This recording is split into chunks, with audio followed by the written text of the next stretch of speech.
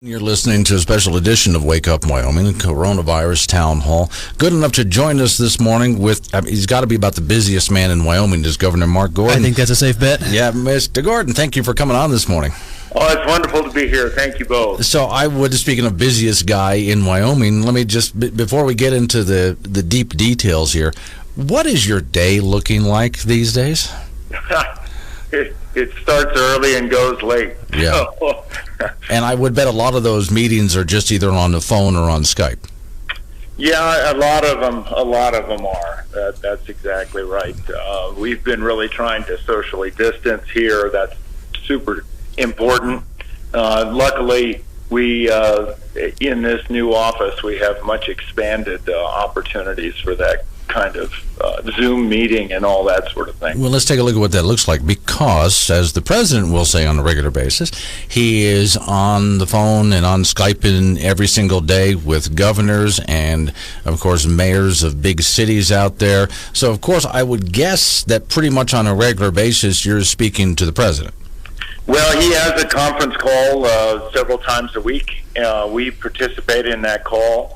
As you can imagine, there are 50 others, and I do really appreciate the direct line, because not only do we have a direct line through that, and we can actually talk to him during those conference calls, but their staff has been very, very, very receptive. Okay, but then on that note, you have to turn around and coordinate not just with the counties, but the cities as well as your staff.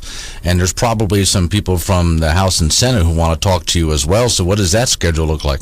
Yeah, so what we've done, we've had at least one phone call, one conference call, town webinar, I guess, with towns and counties.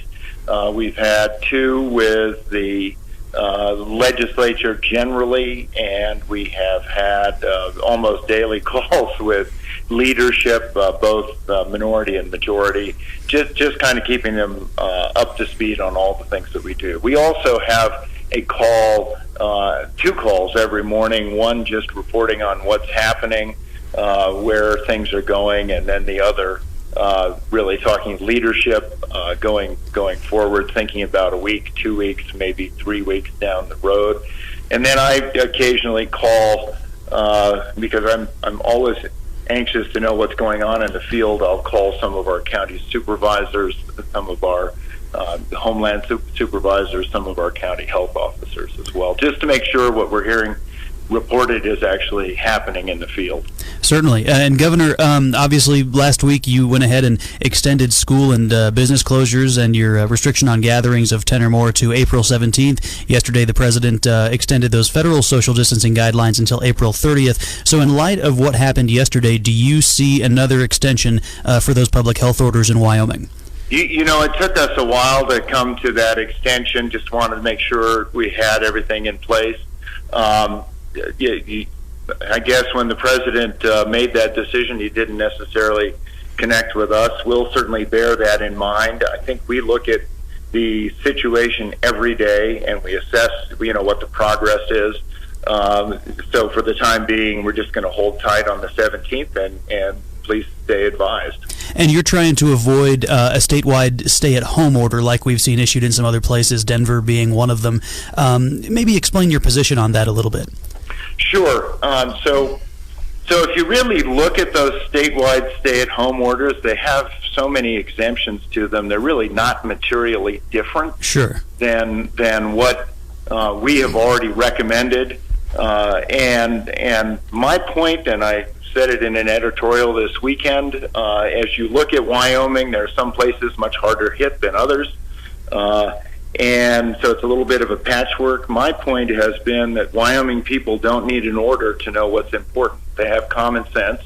And if we say stay at home, don't gather in large groups, remember it's your responsibility, the individual Wyoming citizen, to make sure that your neighbors don't get sick because of your actions. I feel pretty confident in that position. Now, what I will say is that the way we have the state set up, and incidentally the legislation that allows us to do this goes back to smallpox times. Charlie Scott was sort of giving me the history of those. But the position we have is, as an individual county feels it's appropriate that they need to issue a more strict stay-at-home guideline, then we can support that as counties feel it's necessary. But we have High Country Fabrication, we have Wesco, we have other manufacturers in the state that we want to still, they're doing the appropriate things to keep their workers safe, and we're wanting to make sure that they can continue to do what they do. Our guest is Governor Mark Gordon. You're listening to a Town Hall Live, Wyoming Coronavirus. My name is Glenn Woods. Nick Learned here joining me, talking to Governor Gordon. Let me ask you quickly, Governor, about a material problem that we might be having in the state of Wyoming. Making sure we have what we need to test, and making sure that those who are doing the testing are quite literally covered so they can do it without infection themselves. Are we getting what we need? Well, thanks, Glenn. You point out one of the most important things, the vulnerability we've seen elsewhere. If we don't have enough personal protection equipment, what people are calling PPE, our frontline healthcare workers are the ones that are most susceptible, and sadly, a lot of them are dying because they don't have enough. We don't yet really have enough, but we are building up quickly. Every morning we meet and sort of get an assessment of the inventory. I have to say that we've released the county stores, about 50% of those. We've got our first and possibly our second SNS, Strategic National Stockpile groupings coming in. We released that to each county, to the Homeland Security Supervisor, to kind of distribute amongst the hospitals and first responders, et cetera. And so we're getting that deployed. It's going out on a semi-weekly basis, so 2 times a week. And so we're building that up.